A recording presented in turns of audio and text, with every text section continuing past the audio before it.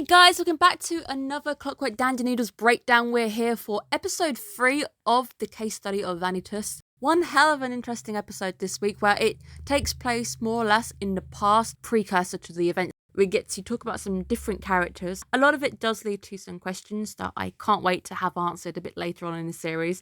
But before we get going, make sure you guys are subscribed. Thank you guys for your continued support. It allows me to continue doing what it is that I love doing, and that is talking about anime, because anime is just amazing and I really do enjoy sharing my opinions on anime in general, or just what I think of an episode.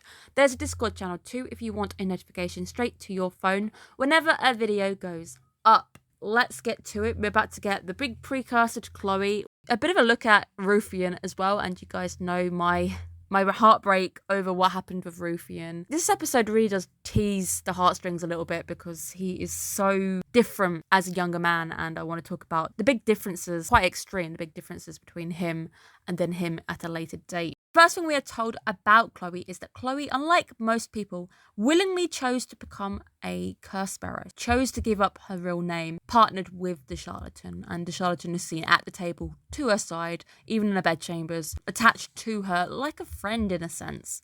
I do wonder, does the charlatan actually grant the wish? Was the wish suddenly granted and charlatan was then given a name?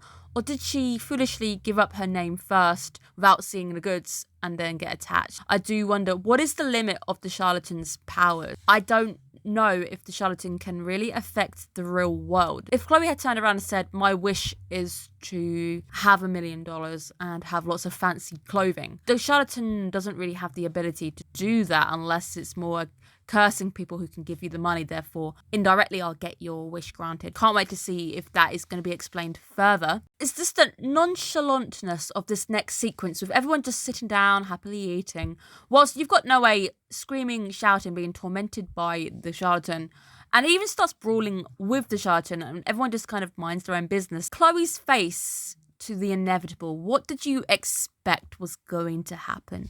The actual look upon the face.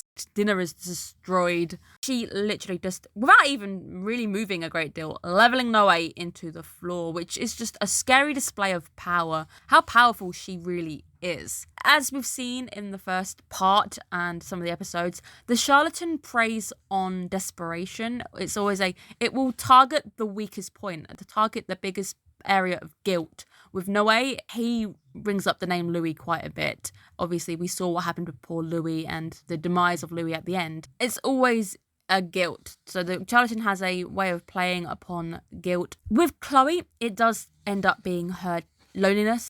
New favourite character as well is John Jax. I love him.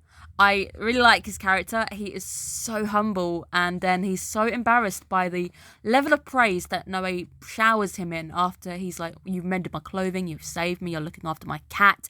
I think it's adorable. I think he as a character is absolutely adorable as well. He's also unaware of just a simple handshake, which just makes me fuzzy on the inside. I really like it. And the simple get your own soup, despite the fact you've only had 2 spoonfuls of soup maybe as well.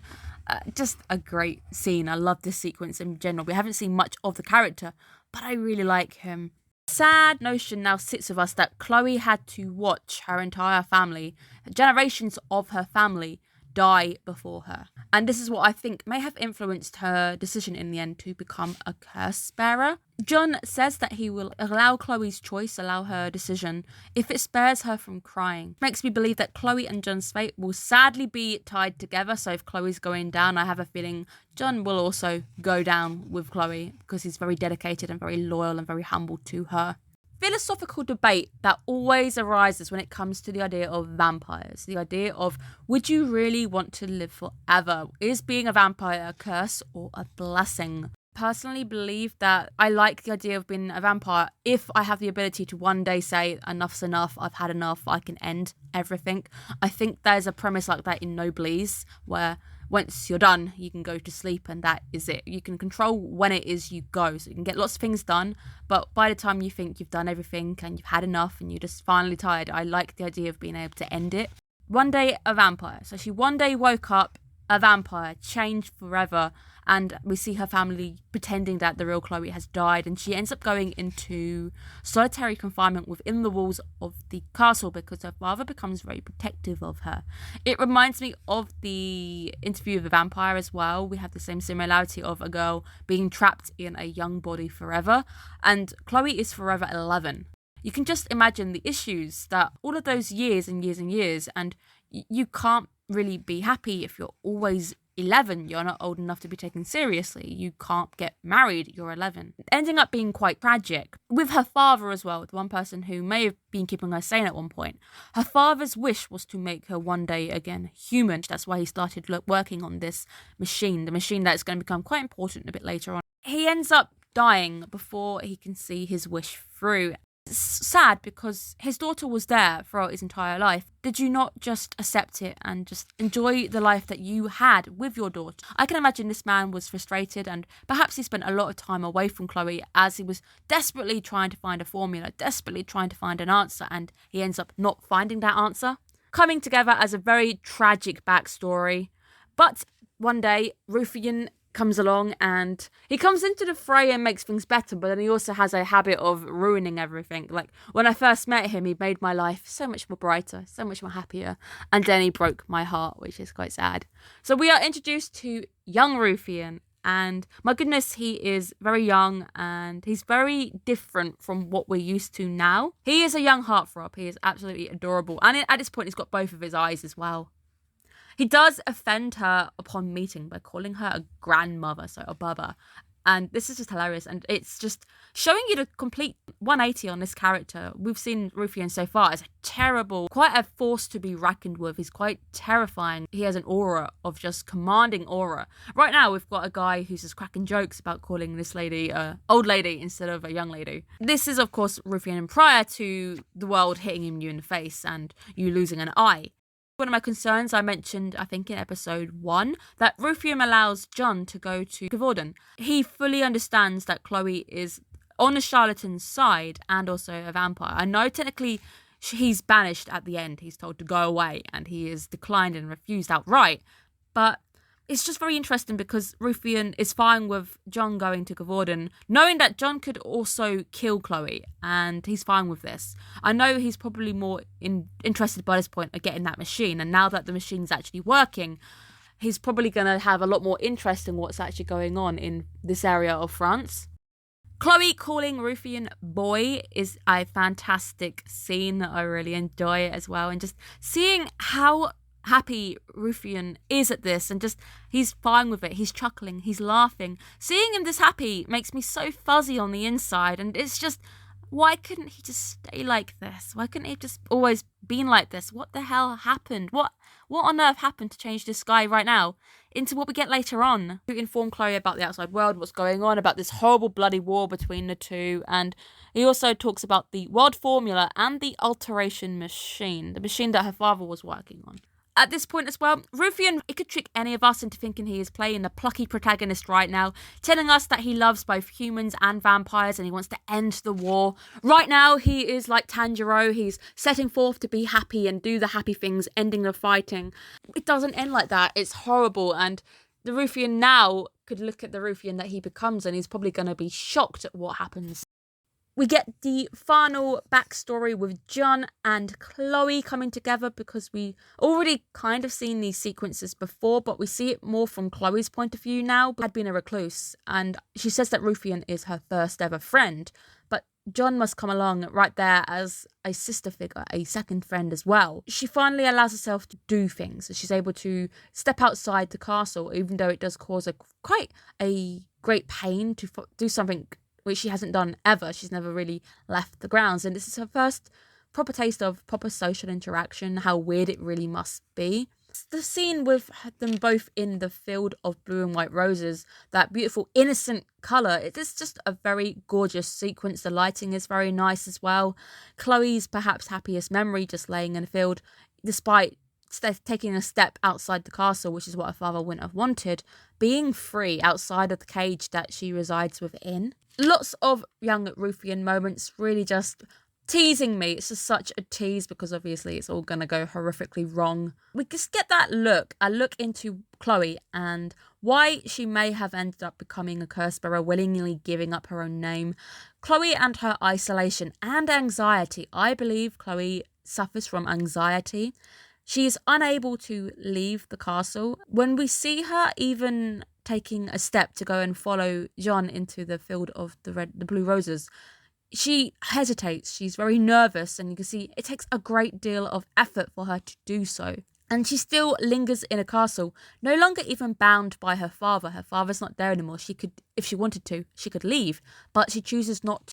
All good things sadly have to come to an end. We have a time skip, and Ruffian once again appearing to ruin the day, break my heart, continue doing what he does best, and that is just ruining absolutely everything.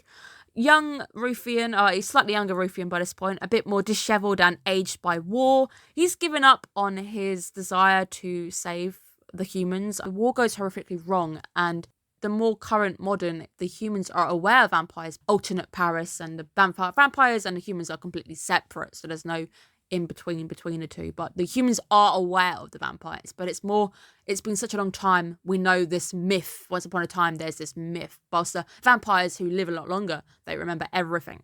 Ruffian at this point wants revenge. He's obviously also lost his eye. I would like to know how he actually lost the eye. I guess we presume he lost it in a fight, human/vampire side. I don't know whether it was a vampire or a human who did it. He was brokering for peace all the way till the end. That's something that we do learn. Turns and bites Chloe. He's after the machine. He just wants the machine and sees Chloe. Doesn't even care about Chloe. And bites Chloe as he did with Pawn Away. Trying to get that command. I think that's his power, the ability to just like get people to commit and then completely forget about the wish. But Chloe does stand up for herself and is actually able to push him back and actually break whatever magic he does. And sadly, Ruffian is cast out, banished essentially. I don't think they ever reunite because Chloe says, I lost my first ever friend. Ruffian sadly left her more than just the heartache of losing a friend, a very dangerous gift within the blood.